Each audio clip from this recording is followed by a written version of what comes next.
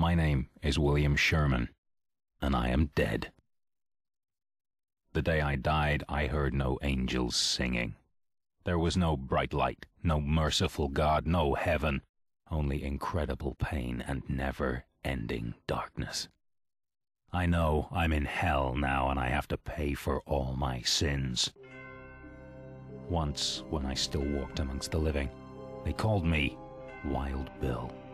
I was a high-class assassin, a perfect killing machine.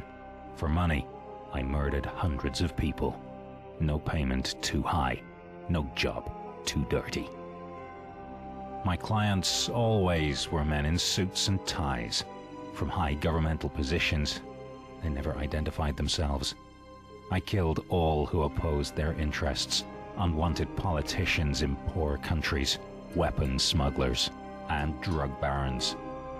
I liked it, sometimes too much. I remember my last day in the living world. I'd just another job to do, another country, another city, another target. Since the first briefing for that mission, I had a very bad feeling. I knew something wrong would happen, something very wrong. But the payment was good, easy to do, no problem for a professional. It happened in the shadow of a cathedral. No coincidence, I'm sure. There it was, the place where evil men should die. There I waited for the bing bang.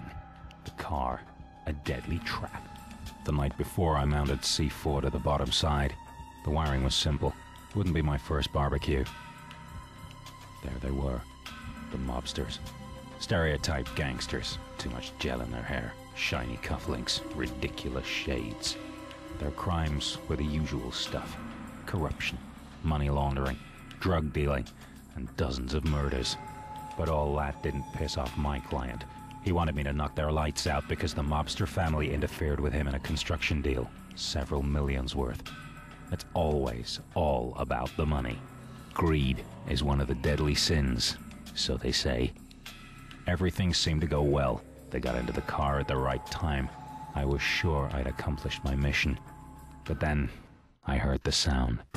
I saw the bus, just turning into the street, driving directly into the explosion range.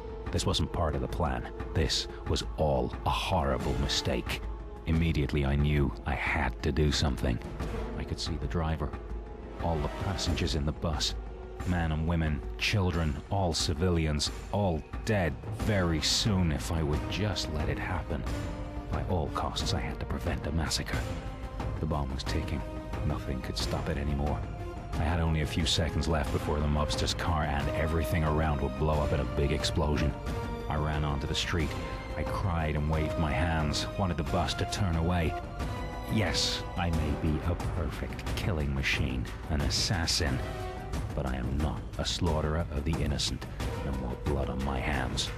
In the very last moments of my existence, I did everything I could to save those people. And for the first time in my life, I prayed to God to spare all their lives. But God didn't listen. And then, everything turned into a burning light.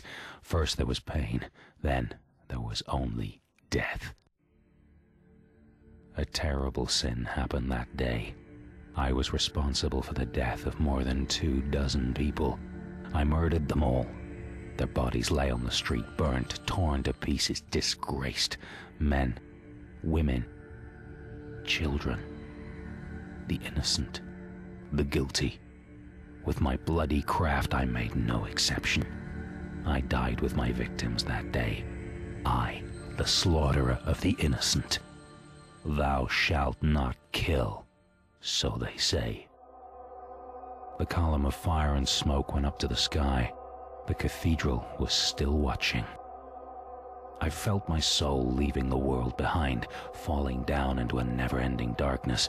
I knew the time had come to pay my bill for all the terrible things I'd done in my life. In this universe, there's a place for people like me, and it's called hell. Out of the eternal abyss, I heard a loud laughter beyond all bearing.